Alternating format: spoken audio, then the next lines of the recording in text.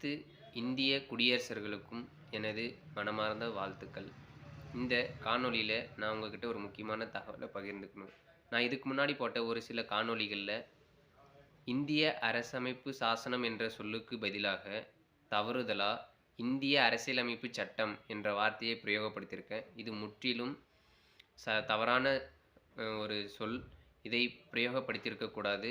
இதற்கு நான் மனம் திருந்தி, மெய்ப்பொருள் கண்டுணர்ந்து, இந்திய அரசாங்கத்துடைய அஃபிஷியல் வெப்சைட்ல அத நான் உங்களுக்கு இந்த வீடியோவோட டிஸ்கிரிப்ஷன்ல தரேன்.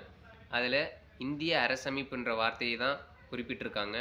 இந்த தவற நான் உணர்ந்ததால உங்ககிட்ட இந்த தகவல தெரியப்படுத்துறேன். உங்களுக்கு ஏதேனும் கருத்துக்கள் இருந்தா இந்த வீடியோவோட கமெண்ட்ஸ்ல நீங்க தெரியப்படுத்துங்க.